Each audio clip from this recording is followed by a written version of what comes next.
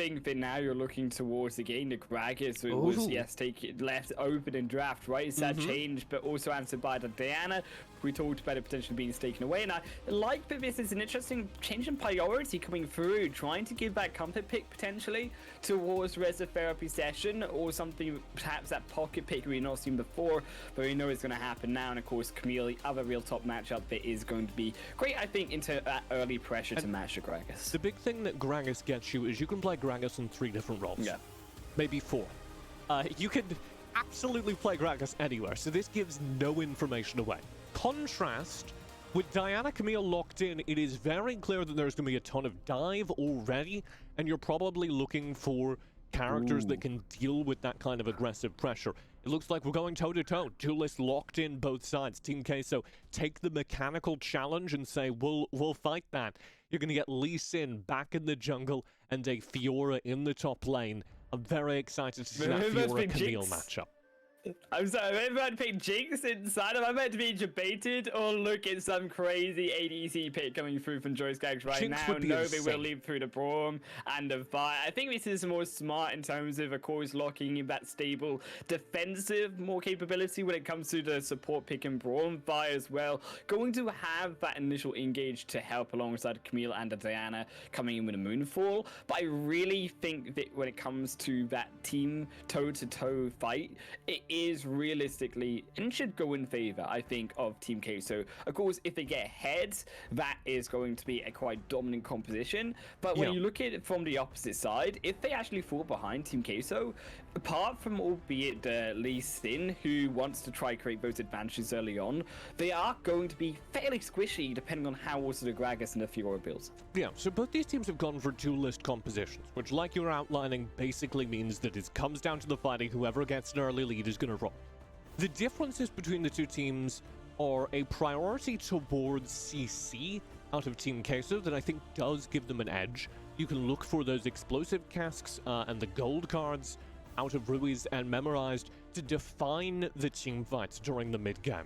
If we go very late, if we go, I would say, around the 16-17 minute mark, Vayne will just win the game. Joey is very good at Vayne in particular, and Vayne is incredibly good in the late game, but until that point, she's not going to do very much damage, and she's going to be under early threat from a whole lot of characters like Lee Sin. The Lee Sin-Kai'Sa duo is obviously a harbinger of early game pressure, and when you have a Lee Sin Twisted Fate, you have doubling that, because the Twisted Fate can go anywhere on the map with the Lee Sin and coordinate behind aggression. So Team Queso, I think, have the early game advantage through those 3 characters, the Lee Sin, the Kai'Sa, and the Twisted Fate.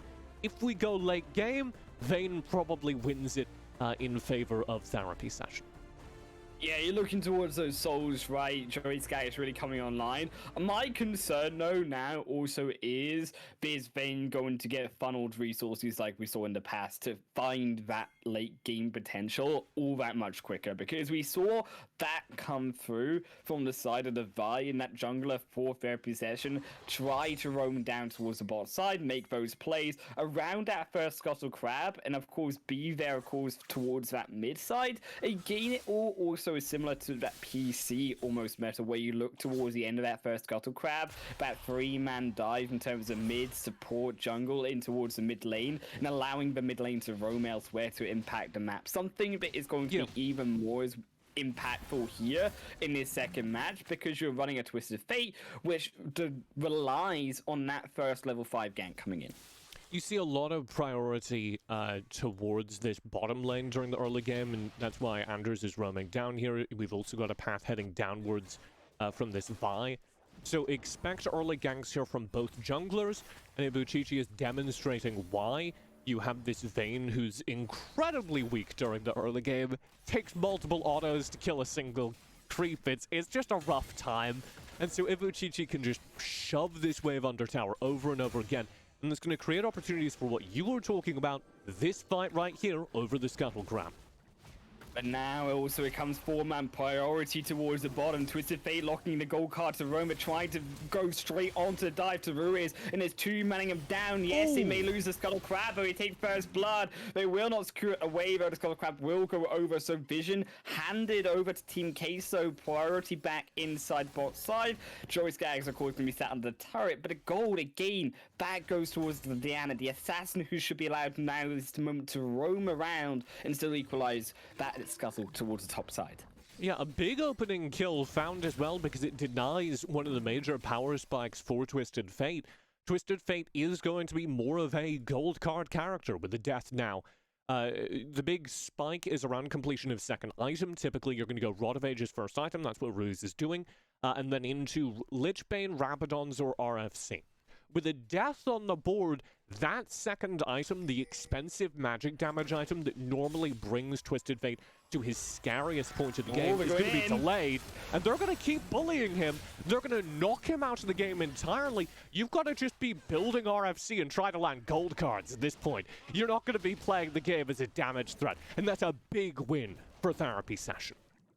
That was a double ulti onto Twisted Fate, who was level 4. I think brilliant timing, though, coming through from Therapy Session, because that wave was going to give him level 5. That roam escape potential, of course, with the Destiny. And it's again, that's a beautiful punish coming through from Therapy Session. I think they were playing really cleanly today. I think the cleanest they have so far in the tournament when it comes to particularly the timing in which they take their aggression.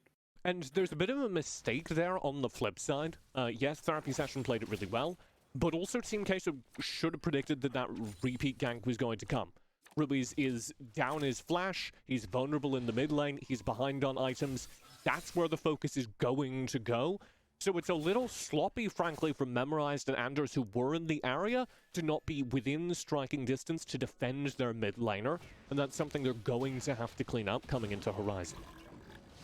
We're going to have to clean up fast as well, because of course Horizon is literally on the horizon here. TJ is not that far away, so that's not a yes, pun. They may I not refuse. be giving That's it 100%. Not a pun. That's just the word twice. Come on. Yeah, look, I'm trying to fit them in where we can. Okay, I'm trying to fit them in wherever possible. We've got a Drake up, and you can see that there is vision on this Drake take because of that Destiny gate opened by Ruiz. And this means that you can go take the Rift Herald. You know that everyone's down bottom. It's a good use of Twisted Fate. And it's the kind of thing that Twisted Fate is going to have to be used for by Team Queso, because he's certainly not a damage dealer anymore.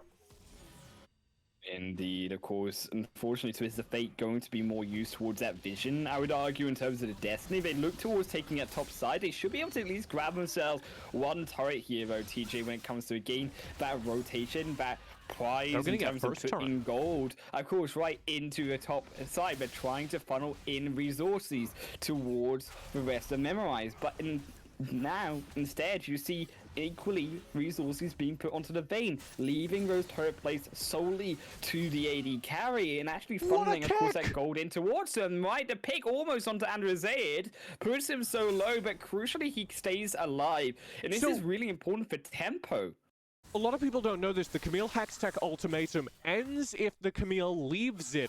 So Lee Sin, with a well-timed kick, can deny the Camille the ulti by kicking her out of it. Very well played. Right. And now Acolyte wants revenge.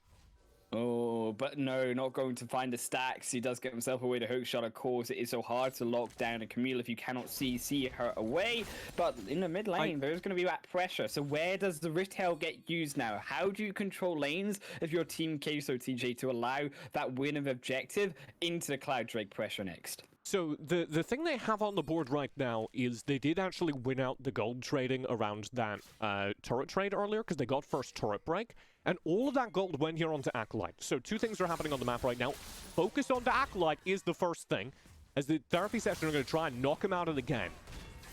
He is indeed going to get blown up. He is going to get sent back. But look at now, so also the Rift Herald going to be used inside the mid. So is that counter pressure once again? Vayne is not late game super fed Vayne. So they are going to potentially lose this mid lane turret, but we do lose tier 1 top here for Team Queso. Will it be a trade? No, it will not be. Defend. That is crucial. Is now the re-engage comes in. The kick through from the Sonic Wave potentially there, but it can dam back in the wall. And they blow up the Twisted Fate before the Destiny barely even lands, and cleaning them all through the health bars. 2 drops simultaneously. Diana grabs the one in the jungle and therefore falls back under their turret, and this may even be tier 1 going down to Team Queso. And this is disastrous, because the answer, where do you put the Rift Tower? If the map is dead, then the answer is mid lane. And the Team Queso map is completely dead because the player with the most gold, the player who could have carried them through the game, was dead in the top lane. So there was just nowhere for them to send those resources. Anders gets a weird kill down bottom. I don't know why that happened. Just kind of sloppy positioning out of that Diana. But there is no way back into this game with current gold, aside from Acolyte maybe making something happen just by virtue of playing Fiora, who's got gold. But that's where the gold is, and you're going into a late game with Diana and with Vayne, who are going to be so scary once they complete 3rd item. We are maybe 5 whole minutes away from that, but I do not see a world in which Team Queso are able to earn a meaningful advantage without their mid-turret, without control of the map, over the next 5 minutes. This Vayne is also almost 1,000 gold ahead when it comes towards the Kai'Sa, right? This is a disgusting lead that Vayne should not be allowed to win. Yes, Kai'Sa is also going to be a scaling ADC, but you've got a freaking Lee Sin in the early game, and it's twice now that Andrews has not been allowed these early game reaches to build those leads. Unfortunately, will be another fight inside the mid lane, and it won't even be needed to continue as already is dead and over. The rest of Joy taking another kill. It's only going to funnel more gold, and they lose out on the next objective.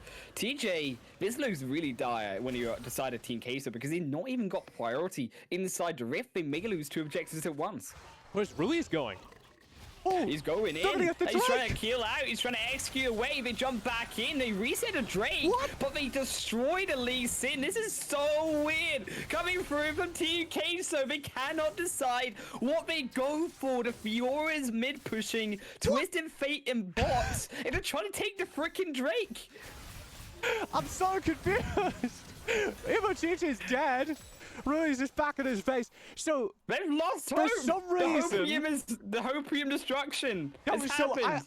I don't want to jump on Team Queso too much, because frankly, that was maybe the best call they could have made in that situation, right? For some reason, Therapy Session just leave the Drake. I could not verbalize why they did that, but they just left the Drake. So Team Queso rightly spotted opportunity. They were like, well, hang on, we can go in and we can try and steal this Drake away. The problem is the only 2 players they had in the area were Anders and Ruiz, and everyone else was like a couple of steps away. So it was 2 players trying to burn down the Drake, and then the Drake reset. And that cost them everything. If the Drake doesn't reset, Team Queso look like geniuses there. I don't want to dump on them too much. I think that was the right call. Unfortunately, it was the right call because that's where the game is. It's almost impossible, like I said earlier, to see a world in which Therapy Session lose this game, given the advantage they have right now. They're going to just sit tight for the next couple of minutes, continue grinding out an advantage. Vayne's going to come online around 3rd item and just be terrified. She is online. She's coming. She's almost there, and it's going to be Diana to open up with Sheldon now in the top side. Tier 2 blowing up, possibly an inhibitor here as well, as it's still looking healthy for V1 as Gragas is left to defend, and Twisted Fate recalls back, now giving push back towards the Camille. They do defend their turret, but it is in shambles. Yeah, and there are a couple of things that you can pull away from this series as very legitimate criticisms of Team Queso. One of them is the way that they're moving on the map. It has felt a little bit disconnected multiple times, where you've seen Team Queso go for risky plays that may or may not be the right call, but very obviously not do so with the full team, very obviously not do so with everyone in position for the play, and then not have the trust of the entire team to commit to that play. And that's the sort of opening that good team fighting teams will always punish, because you're taking a 3v5 when you don't have to. So that needs to be cleaned up. And the other thing is, in these drafts, I would like to see Team Queso go a little bit tankier. I think we're seeing the limits of drafts without tanks to come back into games. If you have tankier engaged characters here, you can create more opportunities during the mid-game. Right? Whereas right now, with damage dealers without damage, they just can't do anything. Oh, but he got a vibe, he got the engage there. Moonfall onto 3, it's huge. Glacial Fissure straight on into the Maul. And a second drops, Greg is down. It's Joey Skaggs trying to run under tier 3 onto Ibu. 2 more shots would have done it, but it's not enough. And what a win on the opposite side for Therapy Session. I know they're without an organization right now, but I have to say, if anyone's looking for a team, this is a hell of an item to put on your resume. Able to take down Team Queso, it looks like in a 2-0, as they are so far ahead in this game now. And they're going to be going to the grand finals. Team Queso sitting down there in the 3rd place match, feeling, I think, a little sad after this experience. They've got to collect what's gone wrong here. And maybe watch out for Therapy Session in the next season of EU play. I think Therapy Session, particularly Joey Skaggs, this man has been on fire when it comes to carrying them through. But equally also, you have to look at the team as a whole and how well they've been playing these team fights as a whole, because they are on the same page today when it comes to those engages. I've been so impressed by their jungler, and I wish I spoke enough Chinese to be able to tell you what their name is, but the jungler's just been incredible. Constant opportunities found, really good timing on the rotations, and it's not really been massive like micro outplay, not massive mechanical outplay, but it's not been needed, because the truth is, if you position well enough and your opponent doesn't, you're gonna not have to play very well. You can just do the basics and win. And Team Queso made a few mistakes, and there was always a jungler there to punish. Really good stuff. I like this coming through as well. They secured a 3rd Drake, Infernal taking on the board, but they're already pressuring back, and they know they can because they got a lead and they caught out the Fiora. The flank's not there. It's all gone wrong, and now the Hextech ultimatum splits them apart. Moonfall for good measure. Ibu is dead. Memorized is dead. And now in the second game, the last vestiges of Team Queso are falling apart. They're being broken and shattered. Baron back up. Twisted Fate has to recall away with a Destiny, but surely they lose mid inhibitor, they lose top inhibitor. I think this is the game. Welcome to Ruiz's stream. Let's see what happens. Ruiz about to get 1v1 inside a Nexus. TJ, have mercy on this man. The rest of his team has respawned, and this is where it gets a little awkward. I said this game would go 17 minutes, kind of regardless of what happened. This is why, yeah, the inhibitor is done. Yeah, this game's been over for at least 5 minutes, but it's going to take until what we've just hit, Wit's End, the 3rd item here for Vayne, for her to have enough damage that they can entirely confidently just run through the 5v5. They do get that. We're going to end the game here. 1v2 in! They managed to find it. Diana trades 1-for-1. Lee Sin gets him back a little overconfident. I think that definitely Diana, for 2 games down the road, has been playing a little bit overextended, and they have rightly been punished by it by Team Queso, but we still can't defend. It doesn't matter because Vi engages him with his all battery. Now Glacial Fissure back, forces the stasis away. They will return, finish off the turret, but they finish off the kills as well. Inside their summoner's platform, they will heal, but how much healing do we have left? They finally take down 1, maybe they take down 2. Return trade as Vayne goes legendary. This could be it here. 2-0 TJ. Clean sweep by Therapy Session. 1 more wave. Don't worry, because they should be able to find it. Oh my god. They've stalled this out so long. I think the minions still have this game, but what a play. They maybe defend. Right at Baron, but the top side, they grab it, it's enough. Nexus a little bit too squishy this time around, TJ, but they tried. Team Queso tried, it was not enough. I think that if you're going to give away the Vayne to Joey Skaggs, be careful in what you wish for. Okay, but can we talk about how close that was, that final fight? They were almost doing it. That was some of the cleanest play I've seen all evening. Rui's doing an incredibly good job landing those goals. Before the start of the game, though. Yeah, where was that for the other 30 minutes? I don't understand what went wrong there. That was incredible play at the very end there. Ruiz and Ibuchichi had me sold. They were playing really well through the fountain. They were comboing. Too late at the Nexus. Yeah, it was just the minions. There was no access to the Nexus itself. It was just the minions who were able to do it. My god. Let's pull up the stats here as we do. Yes, your eyes do not deceive you. Have a 2-0 by therapy session of Team Queso, knocking them out of the finals bracket. It was a stomp, TG. That's the scary part. 9-0 in 7 Vayne inside this second round. I mean, yes, we said be careful. I think also Soraka on the Camille's had absolutely pop-off games as well. Flawless was clearly the engage coming through in that early game, shoving Brewers behind. I mean, he's 1-4 the pro guy. Yeah, what a impressive performance from the Vi in particular. Playing so well across the map. Joey gets the majority of the damage stats, but that's not surprising. Yeah.